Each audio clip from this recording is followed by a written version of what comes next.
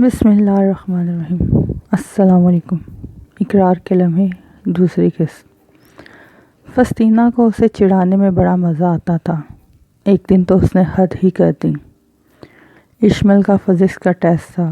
وہ notice lawn میں رکھے ٹیسٹ کی تیاری کر رہا تھا کہ اندر سے اسے آنٹی کی آواز آئی۔ وہ نوٹس وہیں چھوڑ کر اندر ان کی بات سننے گیا تو فسطینہ نے اس کے پین کی ساری سیاہی اس کے نوٹس پر گرا دی۔ جب وہ واپس آیا تو اپنے نوٹس کی یہ حالت دیکھ کر ششدر رہ گیا اور ابھی حیرت و صدمے کی کیفیت سے نکلا بھی نہ تھا کہ اس کی نظر ہنستی ہوئی فسطینہ پر پڑی۔ وہ اس کی ساری شرارت سمجھ گیا اور زندگی میں پہلی بار خود پر کنٹرول کھو بیٹھا اور اسے تھپڑ دے مارا۔ اندر سے باہر آتی نائلہ بیگم نے یہ دیکھا تو ان کا خون کھول اٹھا۔ انہوں نے آؤ دیکھا نہ تاؤ اور اس کے منہ پر زور سے 2-3 تماچے دے مارے۔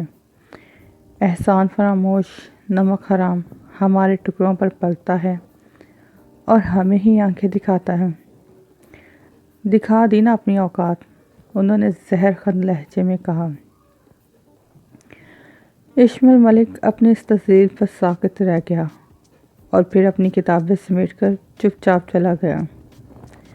اس کے بعد اس نے کبھی بھی فسطینہ سے بات کرنے کی کوشش نہیں کی، نہ وہ آنٹی کے سامنے زیادہ آتا تھا۔ اسید ملک لندن تعلیم حاصل کرنے گئے تو وہیں کے ہو گئے اور پھر وہیں ایک پاکستانی لڑکی سے شادی کر لی۔ فون پر اپنے والدین کو اطلاع کر دی۔ کچھ دن سب کو افسوس رہا اور پھر سب بھول بھال کر اپنے کام دھندوں میں لگ گئے۔ اشہد نے میڈیکل جوائن کر لی تھی۔ حاشر کا ارادہ بینکنگ کی طرف تھا۔ یوں انکل کے تینوں بیٹوں میں سے کسی ایک کو بھی بزنس میں انٹرسٹ نہیں تھا۔ اشمل ملک نے دوران تعلیم ہی ان کا ہاتھ بٹانا شروع کر دیا تھا اور جب MBA کر لیا تو باقاعدہ ان کا دستے راست بن گیا۔ اب تو اس کا سامنا کم ہی کسی سے ہوتا تھا۔ ویسے ہی وہ اپنے کام سے کام رکھنے والا بندہ تھا۔ تاہم اپنی تایا کے گھر کی آزاد روش اسے کڑھنے پر مجبور کر دیتی تھی، مگر اس سلسلے میں کسی سے کچھ کہنا اپنی شامت بلانے کے مترادف تھا اور اسے اپنی عزت بہت عزیز تھی، سو وہ چپ چاپ دیکھتا رہتا۔ فسطینہ کی 3 فرینڈز آج پھر اس کے گھر ڈیرا جمائے ہوئے تھیں۔ آج وہ لون کے بجائے فسطینہ کے کمرے میں برات جمان تھیں۔ کھانے کے ساتھ باتوں کا نان سٹاپ دور چل رہا تھا۔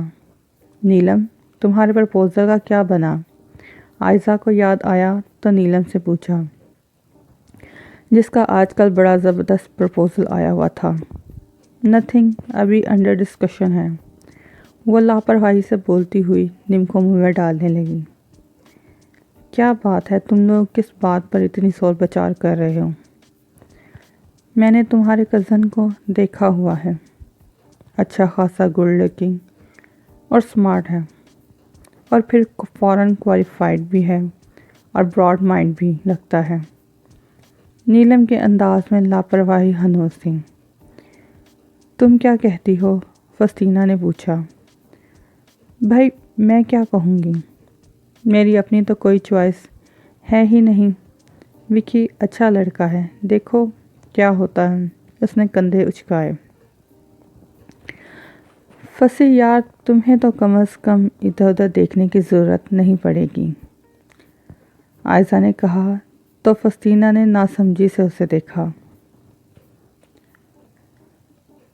سادہ سی بات ہے، اتنا ہینڈسم اور ڈیشنگ کزن گھر میں موجود ہے، اسے ہی اپنا سجن بنا لوں۔ عائزہ نے شرارت سے کہا تو فسطینہ نے ایسے منہ بنایا گویا منہ میں کونین آ گئی ہو۔ جسٹ شٹ اپ یار، ابھی میرا اتنا سٹینڈرڈ لو نہیں ہوا کہ اشمل ملک کو اپنا سجن بنانے کا سوچوں۔ مائی فٹ، اس نے حقارت سے کہا۔ یہ تم اس لیے کہہ رہی ہو نا کہ وہ تمہیں لفٹ نہیں کراتا۔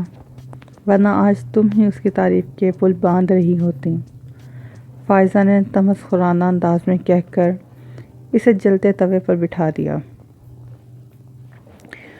تمہارا مطلب ہے میں اس کی توجہ کے لیے مری جا رہی ہوں؟ وہ کیا لفٹ کرائے گا؟ میں خود ہی اسے لفٹ نہیں کراتی۔ اس جیسے تو میری ایک نگاہ کو ترستے رہتے ہیں، میرے ایک اشارے پر میرے تلوے چاٹتے ہیں، اس نے برہم ہو کر کہا۔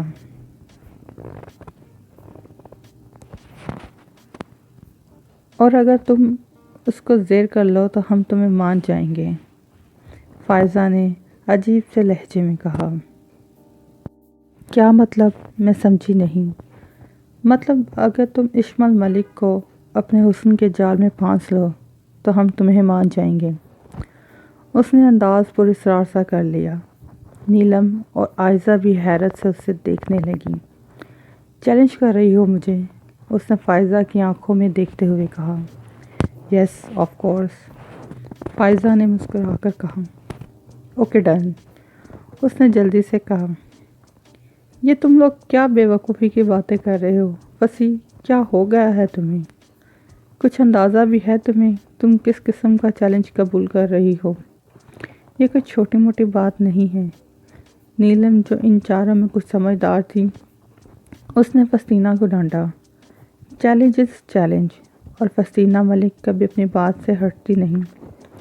وہ اٹل لہجے میں بولی۔ نیلم بے بسی سے اسے دیکھ کر رہ گئی۔ عائزہ کی آنکھوں میں بھی تشویش تھی، جبکہ فائزہ مسکرا رہی تھی۔ اور پھر کچھ دیر بیٹھ کر وہ تو چلی گئیں، مگر فستینہ کے لیے سوچنے کو بہت کچھ چھوڑ گئیں۔ اب اسے اپنے منصوبے پر عمل کرنے کے لیے پلاننگ کرنا تھی، یوں کہ اشمل ملک کو شک بھی نہ ہو اور وہ یہ چیلنج بھی جیت جائے۔ فستینہ نے اگلے دن سے ہی اپنے پروگرام پر عمل درآمد شروع کر دیا۔ رات کے 11 بجے جب سب لوگ اپنے اپنے کمروں میں آرام فرما رہے تھے، فستینہ نے 2 کپ چائے بنائی اور ٹرے میں رکھ کر اشمل کے کمرے کی طرف چلی آئی۔ دروازہ ہلکا سا ناک کیا۔ یس کم ان، اندر سے اشمل کی آواز آئی تو وہ ٹرے اٹھائے اندر داخل ہو گئی۔ آپ؟ اشمل اسے دیکھتے ہوئے حیرت سے بولا، اور پھر جلدی سے نظریں چرا گیا۔ وہ سراپا قیامت لگ رہی تھی۔ اشمل کو اس حلیے سے شرم آنے لگی۔ اس نے نہایت تنگ اور گہرے گلے کی شرٹ پہن رکھی تھی، جو برائے نام ہی شرٹ کہلا سکتی تھی، کیونکہ وہ اس کے جسم کو پراسرار کو چھپانے میں بری طرح ناکام تھی۔ جینز کے پائنچوں کو ٹخنوں سے بھی اوپر کیا ہوا تھا، جس میں اس کے گورے سڈول پاؤں اور بھی نمایاں ہو رہے تھے۔ دوپٹے سے بے نیاز وہ سراپا قیامت رات کے اس پہر اس کی خواب گاہ میں آ کر شاید اس کے ایمان کا امتحان لے رہی تھی، مگر مقابل اشمل ملک تھا، اپنی ظاہری شخصیت کے طرح اندر سے بھی مضبوط اور باوقار۔ اس نے ایک کے بعد دوسری نظر ڈالی ہی نہیں۔ فستینہ کو ایک پل کو اپنی تیاری ضائع ہوتی محسوس ہوئی۔ ایکچولی میرا چائے پینے کا موڈ ہو رہا تھا، مگر اکیلے نہیں، سب سو چکے ہیں، صرف آپ کے کمرے کی لائٹ آن تھی۔ سوچا آپ کے ساتھ بیٹھ کر چائے پی لی جائے۔ اس نے اتنے عام سے انداز میں کہا گویا ان دونوں کے درمیان دوستانہ مراسم ہوں۔ اشمل کو زوردار جھٹکا لگا۔ آپ نے ناحق زحمت کی، میں اس وقت چائے نہیں پیتا، ورنہ ساری رات مجھے نیند نہیں آتی، اس نے خشک انداز میں کہا۔ فستینہ دانت پیس کر رہ گئی، تاہم ہونٹوں پر مسکراہٹ سجا لی۔ اوفو اشمی، کیا ہو جائے گا اگر آج میری وجہ سے آپ کی ذرا سی نیند خراب ہو گئی تو؟ وہ لاڈ سے بولتی اسے ایک اور جھٹکا دے گئی۔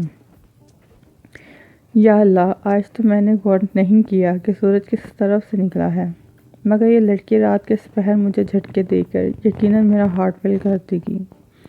وہ بے چارگی سے سوچ کر رہ گیا۔ فستینہ پلیز، میں بیزی ہوں، آپ کا ساتھ نہیں دے سکوں گا، پلیز ڈونٹ مائنڈ۔ اس نے شائستگی سے معذرت کر لی۔ وہ اس وقت حقیقتاً کمپیوٹر پر کوئی ڈیٹا بنا رہا تھا، اٹس اوکے، چائے رکھ رہی ہوں، دل چاہے تو پی لینا۔ فسطینہ اس کے سامنے کپ رکھنے کو جھکی تو اشمل شرم سے سر جھکا کر رہ گیا۔ پتہ نہیں اس لڑکی نے اپنی نسوانی حیا کہاں گروی رکھ دی ہے۔ وہ تعصب سے سوچ کر رہ گیا۔ باہر آ کر فسطینہ کچھ دیر تو اس سے دل ہی دل میں گالیاں دیتی رہی، پھر مسکرا دی۔ ابھی تو آغاز ہے اشمل ملک، کب تک خود کو بچاؤ گے؟ اشمل نماز پڑھ کر آیا تو لان کے مخصوص گوشے میں اپنے معمول کی ورزش میں مصروف ہو گیا۔ صبح آدھ گھنٹہ ورزش کرنا اس کی برسوں کی عادت تھی۔ فسطینہ ملک کھڑکی سے اسے دیکھتی وہیں چلی آئی۔ اتنی صبح اٹھنے پر اس نے دل کو کیسے آمادہ کیا تھا یہ تو بس وہی جانتی تھی، مگر بات آن کی تھی اور وہ ہارنا نہیں چاہتی تھی، اس لیے اشمل ملک کو پٹانے کا کوئی موقع جانے نہیں دیتی تھی۔ ہیلو، گڈ مارننگ، اس نے خوش دلی سے کہا۔ اشمل نے حیرت سے اسے دیکھا۔ 12 بجے اٹھنے والی آج اتنی صبح نظر آ رہی تھی، مقام حیرت تو تھا۔ صبح بخیر، وہ کہہ کر دوبارہ اپنے کام میں مصروف ہو گیا۔ فسطینہ کو سبکی کا احساس تو ہوا مگر دبا گئی۔ آپ روز صبح یہ روٹین کیسے جاری رکھ لیتے ہیں؟ مجھ سے تو یہ سب نہیں ہوتا۔ بات برائے بات تھی، عادت ہو جائے تو پھر مشکل نہیں ہوتی، وہ بھی اسپارٹ انداز میں کہہ بیٹھا۔ 5 منٹ بعد اس نے اپنا ورزش کا پروگرام ملتوی کیا۔ ایکسکیوز می، میں ذرا فریش ہو لوں، وہ رسمی طور پر کہتا ہوا اندر بڑھ گیا اور وہ غصے سے مٹھیاں بھیج کر رہ گئی۔ ناشتے کی میز پر آج خلاف معمول فسطینہ بھی سب کے ساتھ تھی۔ ڈیڈ، یہ آج سورج کہاں سے نکلا ہے؟ اشہد نے مسکرا کر اسے چھیڑا۔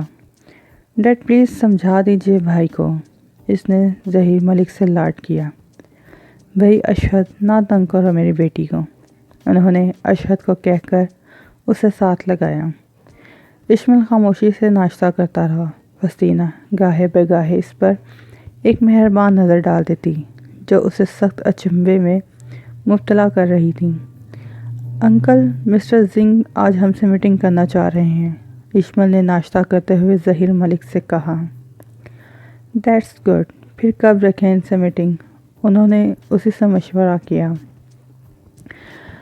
میرا خیال ہے 10 بجے کا ٹائم دے دیتے ہیں، جاپان کی ایک اور کمپنی بھی رابطہ کر رہی ہے، اب دیکھیں کون ہمیں اچھی کوالٹی کی مشینری اچھے پرائس پر دیتے ہیں۔ وہ خالص کاروباری انداز میں بولا۔ یہ تو ہے، دونوں پارٹیز سے الگ الگ میٹنگز کر لیتے ہیں، پھر جو آفر سوٹیبل ہوگی قبول کر لیں گے۔ ظہیر ملک کو اس کی تجویز اچھی لگی تو تائید کر بیٹھے۔ ڈیڈ، یہ کس قسم کی مشینری منگوا رہے ہیں آپ؟ حاشر سرسری انداز میں بولا۔ بیٹا، جو ابھی نئی فیکٹری لگا رہے ہیں فیبرکس کی، اس کے لیے مشینوں وغیرہ کا سوچ رہے ہیں۔ ابھی تو فیکٹری بھی تعمیری مراحل میں ہے، اس لیے ہم اس دوران مشینری وغیرہ کا انتظام کرنا چاہتے ہیں تاکہ جیسے ہی فیکٹری مکمل ہو اس میں کام شروع کیا جا سکے۔ انہوں نے تفصیل سے بیٹے کو بتایا۔ اوہ اچھا، اس نے سر ہلایا۔ فسطینہ سخت بور ہو رہی تھی۔ نائلہ بیگم ناشتے کے دوران اخبار کی طرف متوجہ رہیں۔ ناشتے کے بعد سب اپنے اپنے کاموں میں نکل گئے۔ فسطینہ واپس کمرے میں آ کر ڈھیر ہو گئی اور اتنی صبح اٹھنے پر خود کو کوسنے لگی۔ جاری ہے۔ اگر آپ کو ہماری ویڈیو پسند آئے تو ویڈیو کو لائک اور شیئر کریں اور چینل کو سبسکرائب کریں تاکہ ہماری ہر نئی آنے والی ویڈیو کا نوٹیفیکیشن سب سے پہلے آپ کو ملے۔